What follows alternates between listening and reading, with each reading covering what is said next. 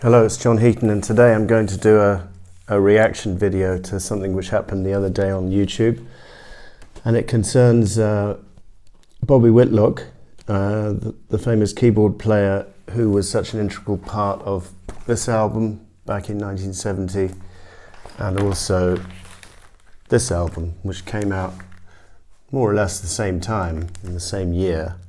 And Derek and the Dominoes were basically the basic band for All Things Must Pass, and also made that Layla record. So what happened is Bobby Whitlock has had his own YouTube channel with his wife Coco, and they've been making great videos for the last 6 or 7 months or more even, reminiscing about their time with reminiscing about his time with Delaney and Bonnie, Derek and the Dominoes, working with George Harrison, working with Dave Mason, working with Ringo Starr. And then along the line it became apparent that he hadn't been contacted to discuss the 50th for All Things Must Pass, which we all thought was a shame. And then just the other day he made a video saying that George Harrison's estate had contacted him and had sent him the whole of the new issue on streaming for him to listen to, and said they were going to send him a complimentary copy. And so he made a couple of videos just discussing how great the songs were, and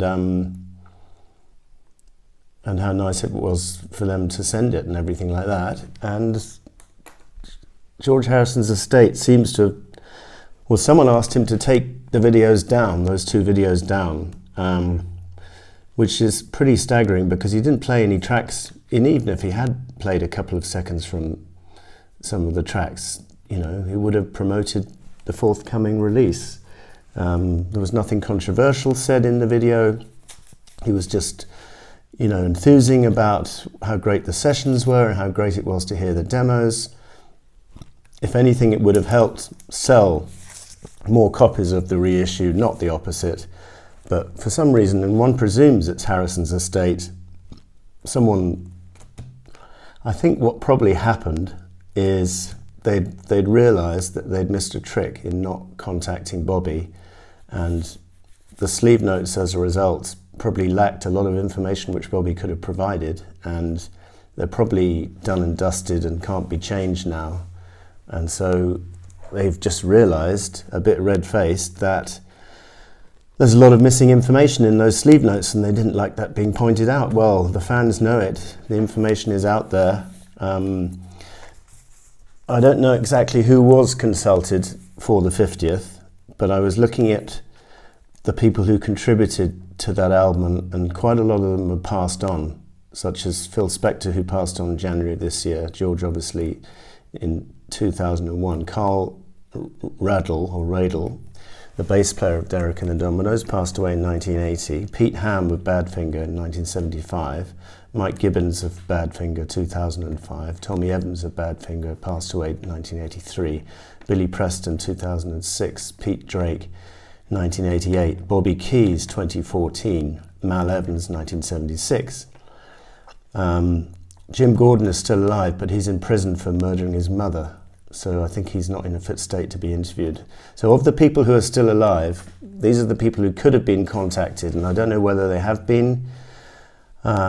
Eric Clapton, Bobby Whitlock, Alan White, the drummer, Ringo, Dave Mason, Klaus Voormann, Jim Price, Gary Brooker, Gary Wright, John Barham, Jim Price, did I say him already? Ken Scott, Phil McDonald, the engineers.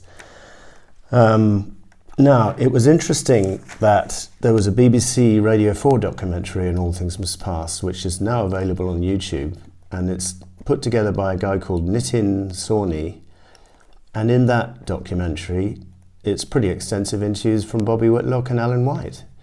So if he can make the effort, then why can't the Harrison estate? So as I say, I don't know what who has been interviewed, but I know for a fact that Bobby Whitlock was not asked to contribute, which I find pretty staggering, because if you watch his YouTube channel, he remembers better than probably anyone else on the planet what went down at those sessions, including superb information like who played drums on which track, and he gave a tantalizing glimpse of this on one of the videos which he was asked to take down, like Ringo plays drums on ID Glove, Ringo plays drums on the title track All Things Must Pass, Jim Gordon plays drums on The Art of Dying, Jim Gordon plays drums on Waiting on You All, and I think 2 drummers on Wah Wah. I can't remember if it was Jim Gordon and Alan White or Jim Gordon and Ringo, but and then the fact that, you know, great little stories like Ringo asking for Mel Evans to bring him some tea towels so he can put the tea towels on the drums to get a specific sound.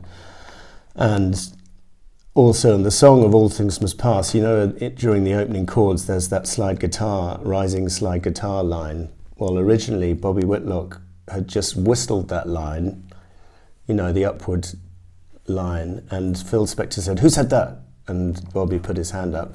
And Phil said, "Go out in the studio and sing that." And so he did it a couple of times, but then said, "What you really need is Pete Drake playing that line." So they flew him all the way over from Nashville to play that line and to play on Behind That Locked Door and maybe one other track. So, you know, great little stories. And like Hear Me Lord, Bobby's playing the Hammond organ along with Billy Preston on the piano, and he said one of the most joyous experiences is him on the organ and Billy on the piano combining. Plays the hell out of the Leslie organ on Let It Down, plays harmonium on another track.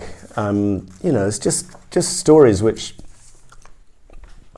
you can't get from anyone else, really. I mean, Alan White could have contributed and maybe was asked, I don't know. Eric Clapton, the same, although I would say Eric Clapton and Ringo probably would have problems remembering those sessions because their memories tend to be a bit clouded by some of the substances they were taking, perhaps, and in general Ringo doesn't seem to go in for details the same way that Bobby does. But anyway, this is the legend Bobby Whitlock, who co-wrote Keep On Growing and Bell Bottom Blues and several other tracks from the Layla album.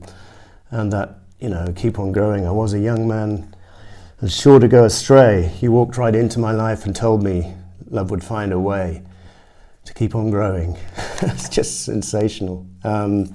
So I think he was integral to the sessions, and I think he should have been an integral part of this release. So does my friend Madeline Abbott, actually made that comment, and I heartily agree. Dave Costello said George wouldn't have approved of this heavy-handed record company activity or control, but I don't think Dunny and Olivia Harris can hide behind this record company facade, because I think they control the record company, and I think it's a pretty interesting contrast to contrast the Lennon estate with their pricing and their research for their product, particularly the Imagine and Prestigono band releases, which provide value for money and excellent research, interviewing everyone and his mother who was involved in the sessions. And I may be judging this unfairly, but I know for a fact Bobby Whitlock wasn't asked, and I wouldn't mind betting that half of the musicians I mentioned were not interviewed either, which is a great shame. And I think, apart from the lack of research, the pricing of the All Things Must Pass set, you know, forget, as I've said on previous videos, forget the Uber set, but just the 5 CD version, have it costing $150. I'm sorry, but it's catering more to the Michael Palins of this world rather than the average fan, you know, because the average fan doesn't really want to fork out that much money for 5 CDs. And, you know, I, for one, am not going to. I'm going to get it on Spotify and plug it into my speaker, and that's it. You know, they could have had my dollars if they'd priced it more reasonably, but they didn't. So I don't think it's quite come to the stage where I'm going to say shame on you, Dunny and Olivia, but the evidence is mounting up against you guys, and I think you should rectify the situation pretty quickly, because I don't think it's fair on someone like Bobby Whitlock, who's such a humble guy. He's not after the glory. He made a sensational contribution to that album. It's been pretty much overlooked over the years, and here's a chance to put it right, and you didn't take it. So a missed opportunity. And even if it means reprinting the sleeve notes, I think you should go ahead and do that and hang the cost. But that's just, I suppose it's easy for me to say, but that's my opinion. Thank you for watching. We'll see you next time.